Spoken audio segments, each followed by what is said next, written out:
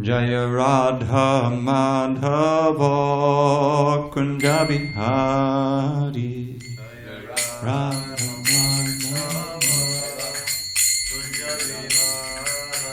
Jaya Radha Madhava Kunja Bihari.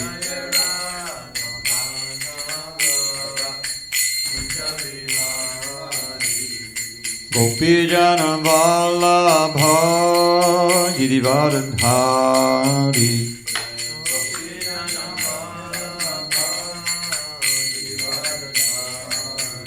Jai Gopi Jana Vallabha Girivardhari.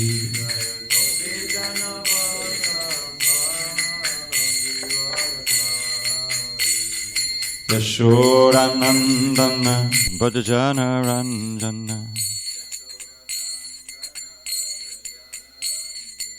Yashodanandana Bhajana Ranjana.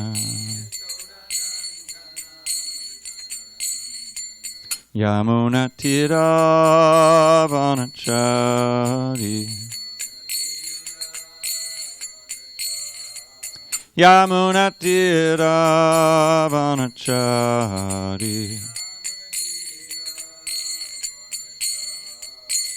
Jaya Radha Madhava Kunja Bihari.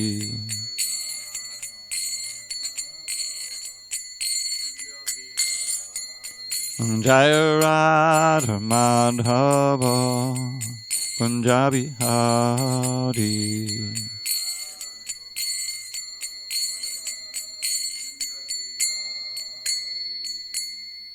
Jai Mr. Pad Paramahansa, Pradikacharya Astotar Shri Srimad. His Divine Grace Srila A.C. Bhaktivedanta Swami Prabhupada Ki Jai. ISKCON BBT Founder Acharya Srila Prabhupada Ki Jai. Jai Om Mr. Pad Paramahansa, Pradikacharya Astotar Shri Srimad. His Divine Grace Srila Bhakti Siddhanta Saraswati Thakur Ki Jai. Ananta Koti Vaishnavinda Ki Jai. Namacharya Srila Haridas Thakur Ki Jai. Grantaraj srimadbhagavatam Ki Jai. Samaveda Bhaktavinda Ki Jai. All glories to the assembled devotees. All glories to the assembled devotees. All glory to the assembled devotees. All glory to Shri Guru and Gauranga. Alex, I think we can open that other door. That'll double our airflow. Okay, thank you. Narayana Namaskritya Narang Chaiva Narottamam Deving Saraswatim Vyasam Tato Jayamadiriyet. Before reciting the Srimad Bhagavatam, which is our very means of conquest, we should offer our respectful obeisances unto Lord Narayan, the Supreme Personality of Godhead, unto Narayan Rishi, the supermost human being, unto Mother Saraswati, the goddess of learning, unto Srila Vyasadeva, the author, and unto Srila Prabhupada, the translator, commentator, and our spiritual master. Nashta Praresha Bhadreshu Nityam Bhagavata Sevaya Bhagavat Yuttama Shloke Bhakti Bhavati Naishtiki. By regular attendance in classes on Srimad Bhagavatam and by rendering devotional service to the pure devotee, all that is inauspicious within the heart is destroyed almost to nil, and loving devotional service to the Supreme Lord, who is glorified in transcendental songs, is established as an irrevocable fact. Okay. 1 second. Om Namo Bhagavate Vasudevaya. Om Namo Bhagavate Vasudevaya. Om Namo Bhagavate Vasudevaya. Okay. On this 24th day of August, 2020 in SanDiego, we're reading from Srimad Bhagavatam, translation and commentary by His Divine Grace A.C. Bhaktivedanta Swami Prabhupada. We are in Canto 4, the creation of the fourth order, Chapter 25, the descriptions of the characteristics of King Puranjan. Text number 36. This jagato si bhadram te Gramyan kaman habipsase udbhishyami tangsteham sobandha bidarindama dishyagatosi bhadram te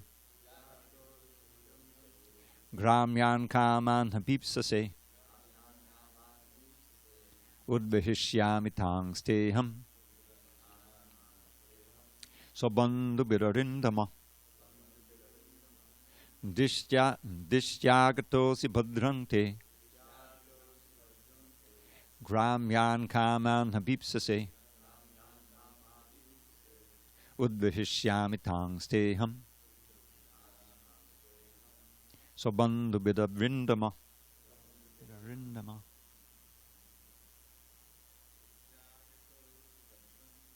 dishyagatosi bhadram te Gramyan kaman habipsase udbhishyami tangsteham sobandha bidarindama dishyagatosi bhadram te Gramyan kaman habipsase udbhishyami tangsteham sobandhu bidarindama dishyagatosi bhadram te Gramyan kaman habipsase tangsteham sobandhu bidarindama dishyagatosi bhadram te Gramyan kaman habipsase udbhishyami tangsteham sobandha bidarindama dishya. Fortunately for me, agatak asi, you have come here. Bhadram, all auspiciousness. Te, unto you. Gramyan, sensual. Kaman, desired, enjoyable objects. Abhipsase, you want to enjoy. Udbhishyami, I shall supply. Tan, all of them. Te, unto you. Aham, I. Sobandhubihi, with all my friends. Arimdama, O killer of the enemy. Translation. O killer of the enemy. So this is the lady speaking to Puranjan. O killer of the enemy, you have somehow or other come here. This is certainly great fortune for me. I wish all auspicious things for you. You have a great desire to satisfy your senses, and all my friends and I shall try our best in all respects to fulfill your desires. Purport. The living entity comes down into this material world for sense gratification, and his intelligence, represented by the woman, gives him the proper direction by which he can satisfy his senses to their best capacity. In actuality, however, intelligence comes from the Supersoul, or the Supreme Personality of Godhead, and he gives full facility to the living entity who has come down to this material world. As stated in the Bhagavad Gita 2:41, Vyavasayatmaka buddhir ekeha kodunandana bahushaka yanantascha buddhayo vivasayinam. Those who are on the spiritual path are resolute in purpose, and their aim is one. O beloved child of the Kurus, the intelligence of those who are irresolute is many-branched. When a devotee is advancing towards spiritual realization, his only aim is the service of the Supreme Personality of Godhead. He does not care for any other material or spiritual activity.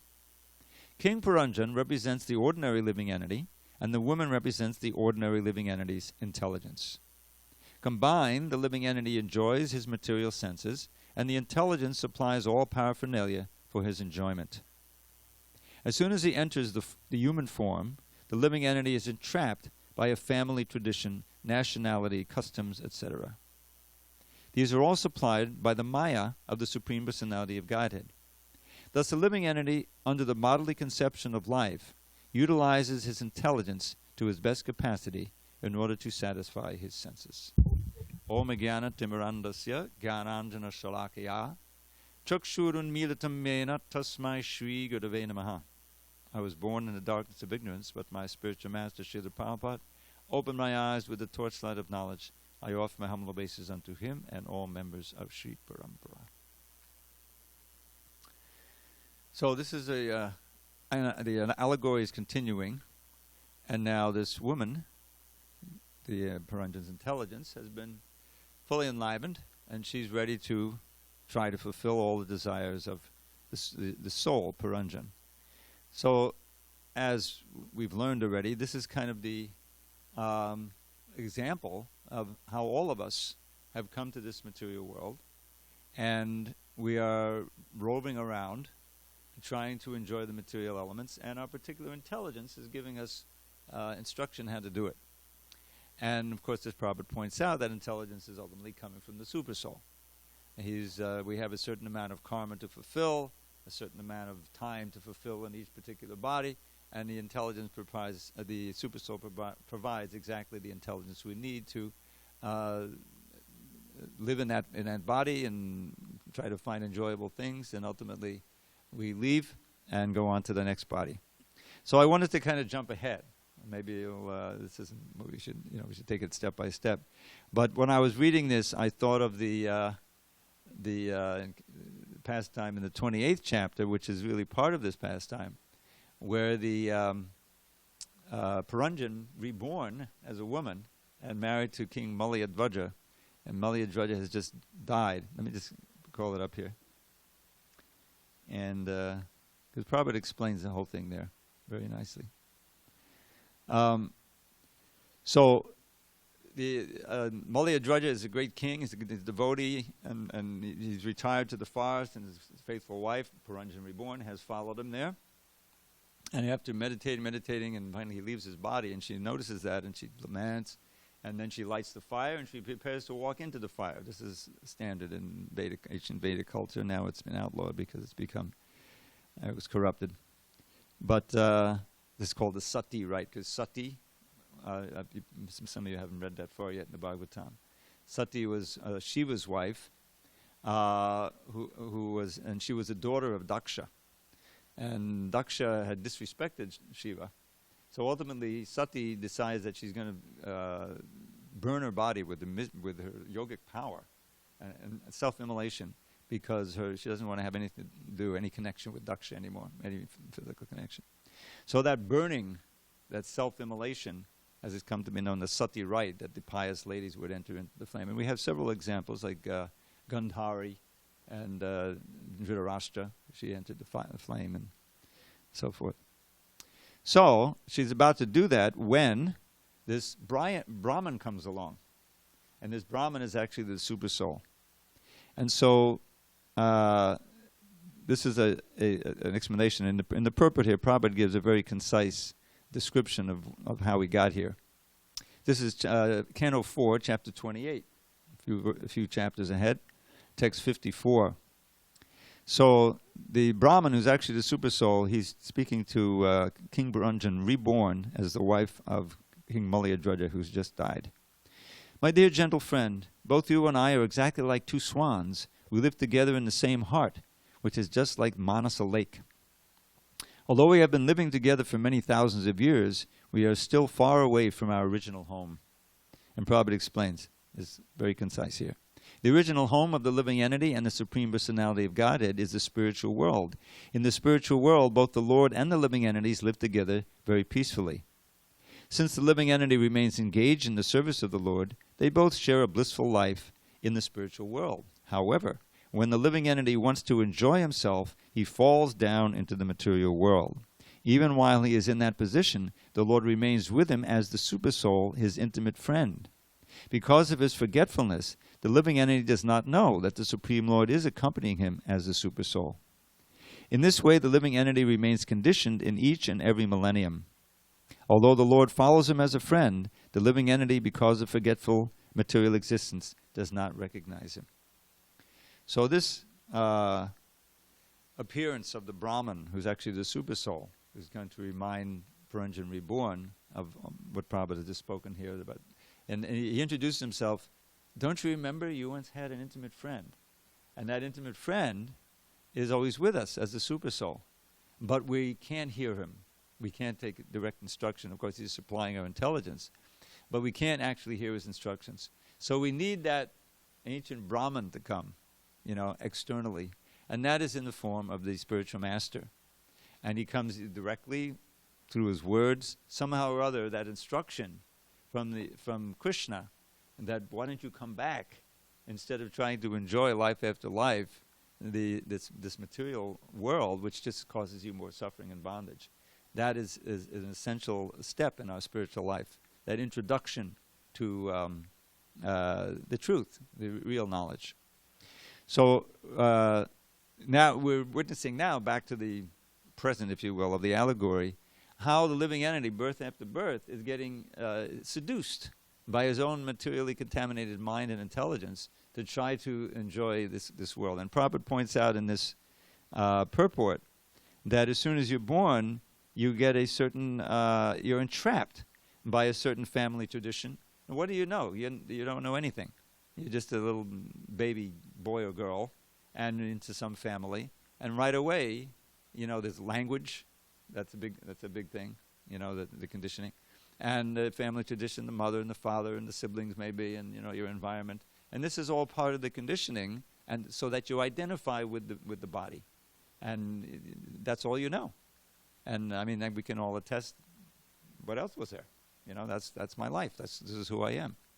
And so it's very, very elaborate, this conditioning. It's because it's a reflection of the spiritual world.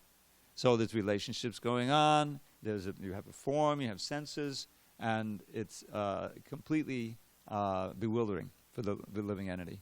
And you can't get out of it on your own. Western, any kind of philosophy you develop that's not really coming from Krishna and through the Vedas is just part of the whole conditioning operation. I used to study Western philosophy when I was, ironically, I dropped out of school in Chicago, then I started taking some courses in NYU, New York University, which is where Washington Square Park is, where Prabhupada had the first Harinam. Then they moved to Tompkins Square Park. And so I wanted to study Western philosophy. My brother was into it, I was into it, I took a course, and who's teaching it? Some Indian fellow, Indian professor who had become more skilled in Western philosophy. He wasn't teaching a drop of Eastern philosophy. And, the existentialism and the Kierkegaard, and this is fascinating, and this and that, and it's just a huge entanglement. You think you're getting closer. What I was looking for was some philosophical source, because I was a total atheist, for morality, for ethics. Because at that time, my mind was so absorbed in the Vietnam War and how horrible it was what we were doing over there. I just felt, I had to do something about it. So I wanted to try to find some philosophical basis for morality, for what's right and what's wrong. That was my basic idea. I didn't find it. Just the whole. There was nothing I found there. Eventually, I quit again, and luckily I got very sick. For a month I was in the hospital with hepatitis, and then coming out of that, I got into yoga as rehabilitation. No spiritual element at all, but because of my exposure to beginning with Amala Bhakta's ashram, and then finally, I got introduced to the temple, and so that's where I found the actual basis of morality, of ethics. It's in the Supreme Personality of Godhead. Dharmam tu sakshat bhagavat pranitam. Prabhupada loved to quote that verse. It's a line from the sixth canto, I believe. And where it says, Dharmam tu sakshat bhagavat, that real dharma, real religion, is what is enunciated by God himself. He creates it, and that was, immersion in Krishna conscious philosophy was what I've been searching for. This is the immovable, eternal basis of civilized life, and real human life. What to speak of eternal spiritual life is Krishna's instructions and his will and everything else. So all of that is forgotten now, and this an allegory is describing the typical person, human form, who has reached the human form, who remains completely bewildered. Prabhupada said this is the materialistic jiva and materialistic intelligence, and this is universal, the principle that goes on here. The different varieties, but the essence is the same. And so we can see again and again we're coming back to the importance of the intelligence. Really, the intelligence is what differentiates the human being from the animals, And the proper use of that intelligence is finding out what is real dharma, what is the duty of the human form, human life, and the animals, they don't have any duty, they just have instinct, they just act according to rudimentary. But when you get to the human form, it's a junction, and the whole idea is we want to use it properly to, as Prabhupada would sometimes say, complete the evolution. Not the evolution of the body, but the evolution of the consciousness of the soul, so that we get back to our original home. And that's what this whole allegory is about. So how do we get purified? How can we engage that intelligence? First of all, we have to ask the right questions. We have to be curious, be inquisitive. Is there an end to all this? Is there an end to this material life, all this suffering? As Sanatana Goswami so perfectly exemplified. Who am I? Why am I suffering? If I don't know the answer to these questions, all my erudition and knowledge is like ashes. It's not worth anything. As Bhaktivinoda Thakur said, it's just part of the big conditioning. You become more and more foolish by materialistic education. And I experienced that. Big, universities, is practically Ivy League school, the University of Chicago, that's where I first went, My big philosophy department, they had one of the best Sanskrit departments. Ironically, when I went there, I had an option to take a classical language, And I think the two that most stick out in my mind was ancient Greek and Sanskrit. And they have a beautiful Sanskrit department. Of course, I took ancient Greek, because my brother was in that, and that's what Socrates and Plato, Anyway, so, but whether it's ancient Greek or Sanskrit, if you don't have the instruction, you can just remain completely bewildered. There's plenty of Sanskrit writings that'll keep you conditioned also. That's not, and especially how you study it. So, the only hope for the conditioned soul, as I've explained, as Prabhupada, lets us know, is coming in contact with the truth, with the reality, And that's given by Krishna himself in very rare circumstances, like in the Bhagavad Gita, or by his representatives, who is an emissary, an ambassador. In other words, he's living in the material world, but he's not of the material world. As Prabhupada would say, I'm really living in Vrindavan. I'm sitting here on the 2nd Avenue with the stream of traffic going by. You can hear it on those early lectures. Doors always open. But I'm actually still living in Vrindavan, because that's where my consciousness is. I'm always meditating on service to Krishna in Vrindavan. So as it is in almost every case, a genuine emissary from the spiritual world, whose heart is filled with the compassion to take the trouble to come to the darkest places of this world, such as big cities, or and somehow find some receptive souls who can take the message and be saved. That's really the essence of the Vaishnava's heart. It is burning with empathy. This word empathy is becoming prominent. And in other words, paradukka dukki.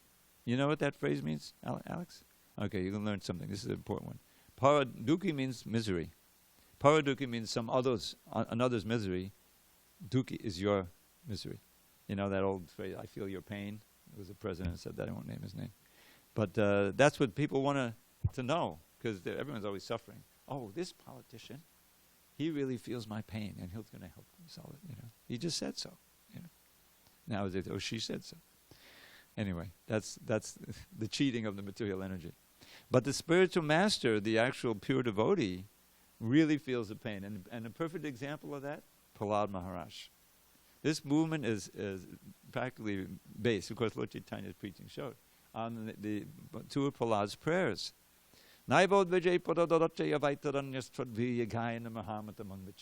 First he says, I am not disturbed at all. Udvijay is a common word that means the mind is disturbed. No udvijay.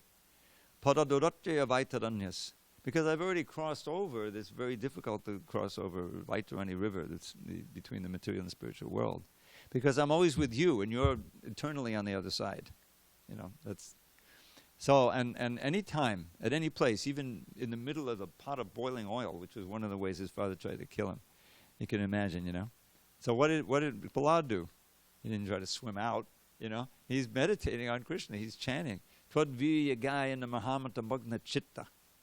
he thought he was immersing him in the oil, but Prahlad says, my consciousness is immersed in eternal nectar by chanting your glories, by singing Virya Gayana, literally, Mahamrita, the great nectar of your glories. Magna Chitta, Virya Gayana Mahamrita. So I have no problem. If I can do it in the middle of boiling oil, then I can do it anytime, right? Can you imagine having conscious like that?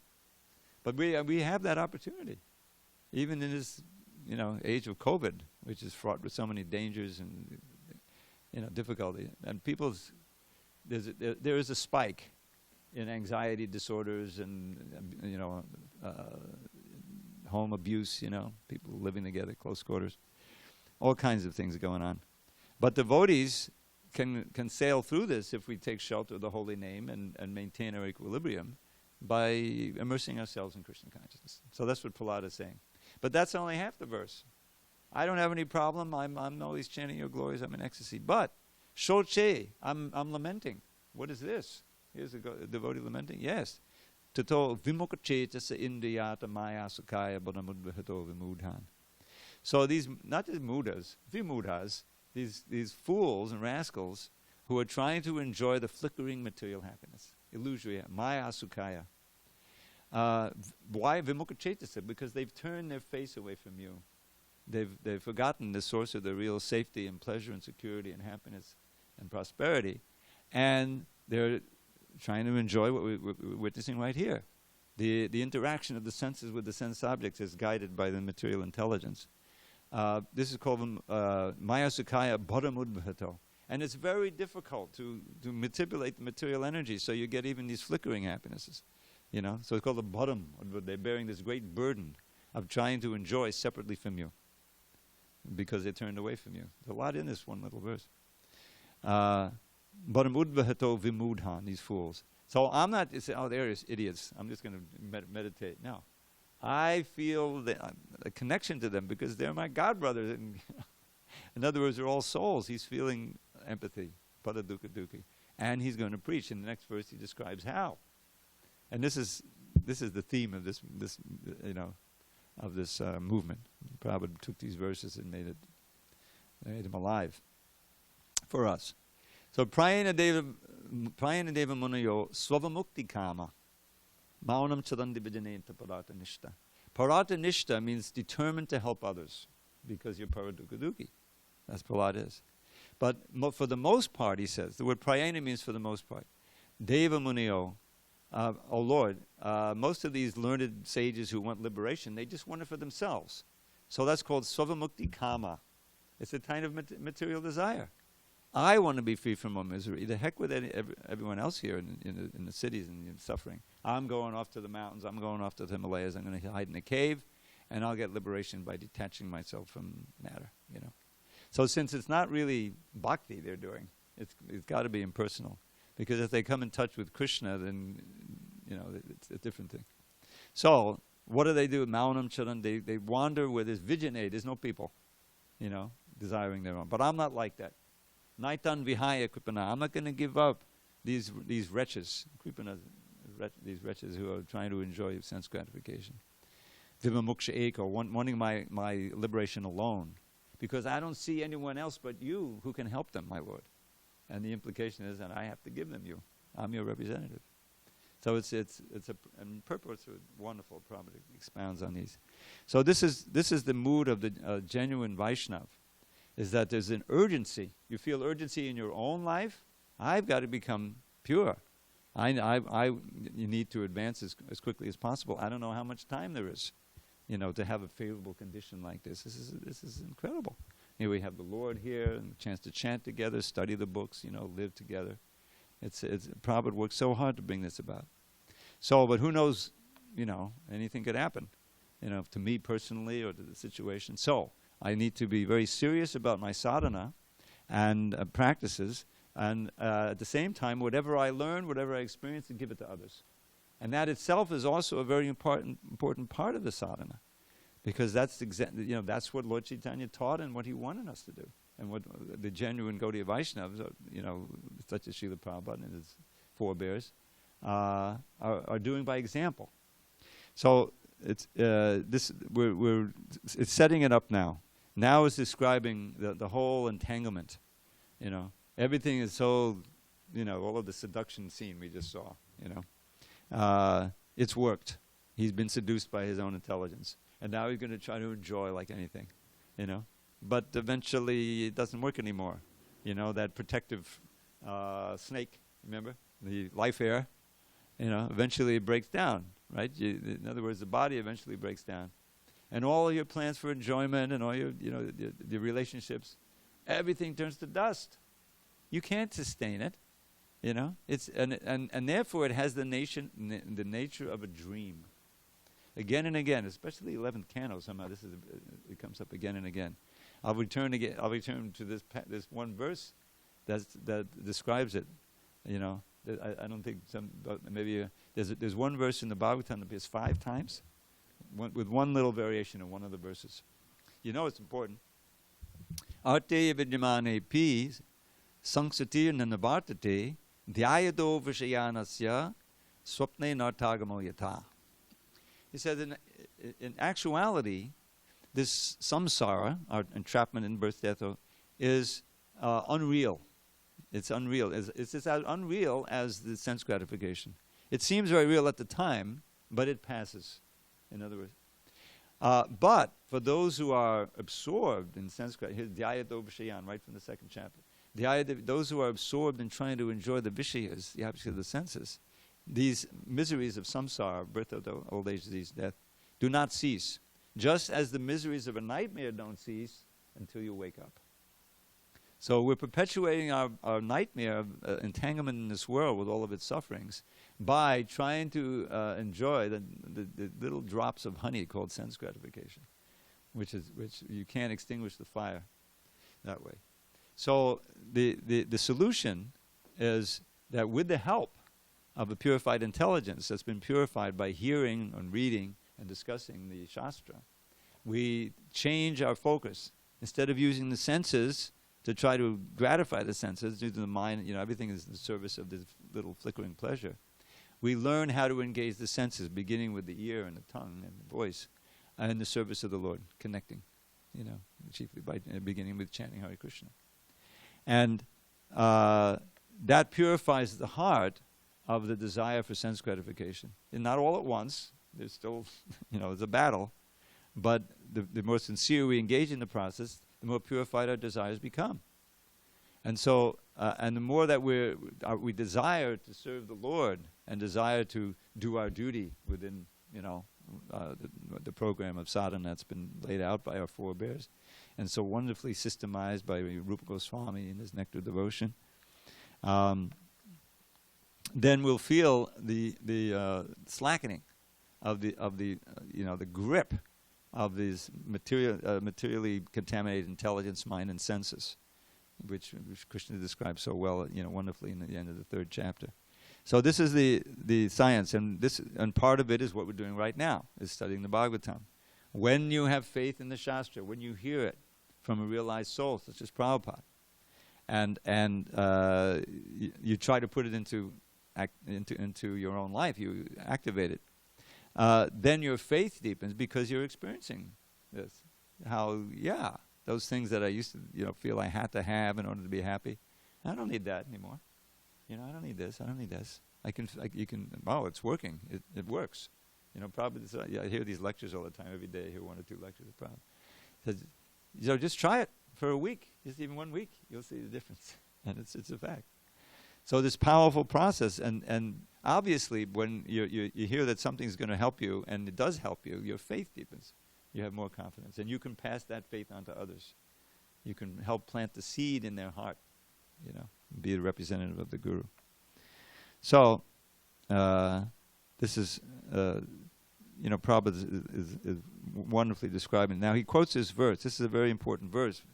Vyavase atmaka buddha ekehe kudunandana bahushakan tasya buddhayo abasayanam. That there's a contrast here. The ordinary material intelligence is many-branched. There's always another site to visit. There's always another place to go to, another button to push, to try to enjoy. And so that's called many-branched. Avyavasayanam. You're not fixed in your determination. You're always thinking, well, that didn't work. Let me try that. That didn't work. I tried that. Well, that was bad. So, but vyavasayatmaka buddhi. Now, this verse has a special significance because Prabhupada explains in his purport in the second chapter, text 41 here, that he quotes Vishwanath Chakravarti, I believe. Yeah, that this one-pointed intelligence is the content of it, if you will, is that accepting the order of the spiritual master as one's life and soul. In other words, that's what real surrender means. Even though it's grating against your, what you want to do, and what you really don't want to do, you still accept that. And Prabhupada was a perfect example of that. How he got this instruction when he first met Bhaktisiddhanta Saraswati Thakur. Why don't you, preach this Krishna consciousness all over the world? You're intelligent, you're educated. What do they call them? There's a loka. There's a word for all these young, educated Bengalis who are coming in the early part of the 20th century.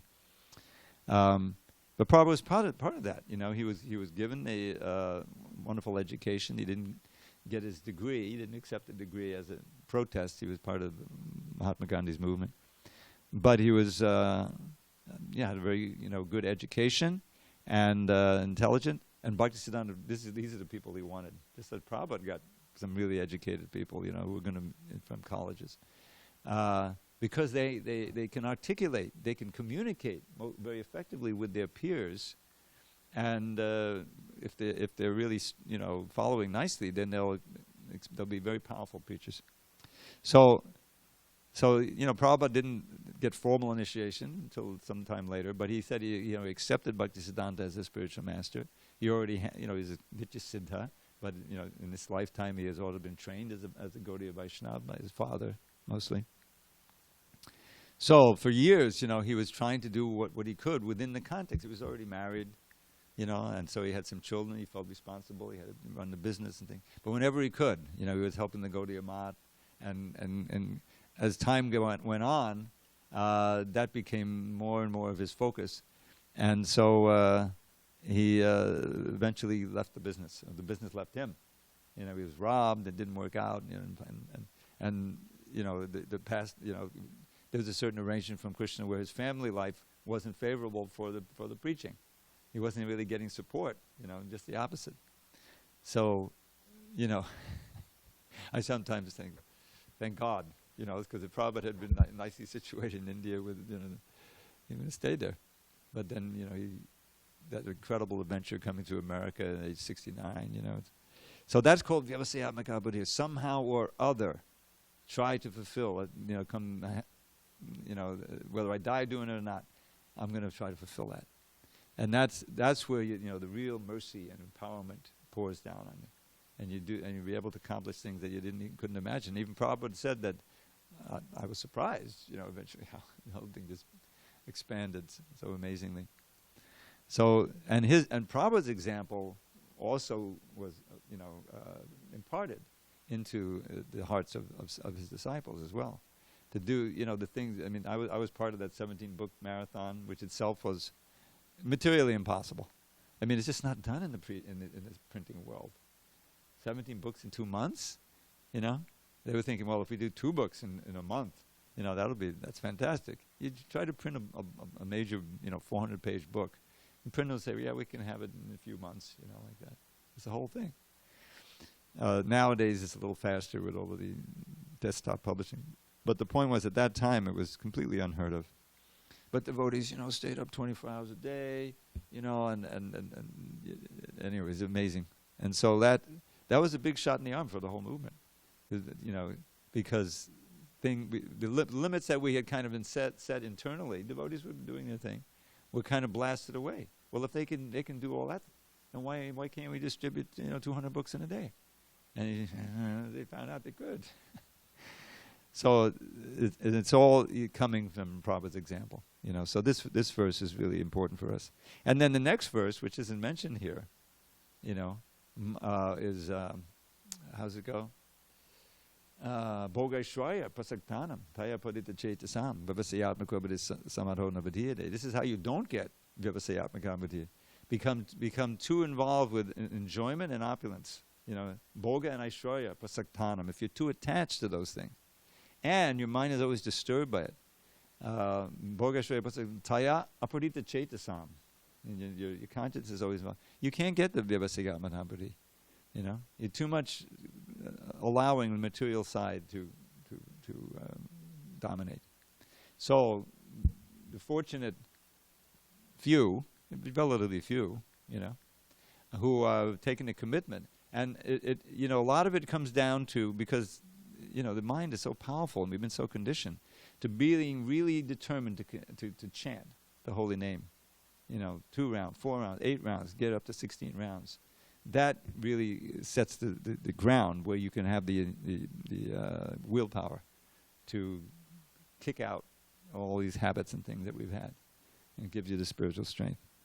So that's that will eventually be described also. Okay, it's 8:30. I'm going to read this translation again. So the lady, the intelligence, is speaking to Puranjan. O killer of the enemy, you have somehow or other come here. This is certainly great fortune for me. I wish all auspicious things for you. You have a great desire to satisfy your senses, and all my friends and I shall try our best in all respects to fulfill your desires.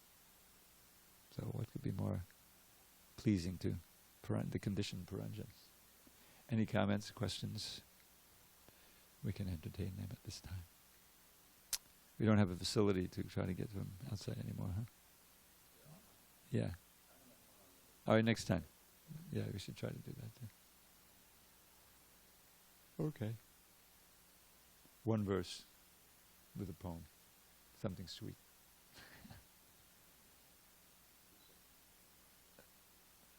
Okay. Anyway, while we're doing that, here's an appropriate verse. Kamadinam katinakatita palita dhunideshas. Tesham jata mayina karuna. Natrapano upashanti utsrijaitan nadiyadupate sampatam labna buddhis tvamayata shadanam abhayam mam niyung svatmadasi. It's actually very pertinent. In how many ways have I sought to obey the seductive demands of my wicked desires? They've shown me no mercy. Yet on I've gone shamelessly trying to quench lust's unquenchable fires. But now I'm rejecting these hellish desires, for my higher intelligence now has awoken. O Krishna, O shelter of fearlessness, please let me serve you with faith that will never be broken. Hare Krishna. All glories to Srila Prabhupada.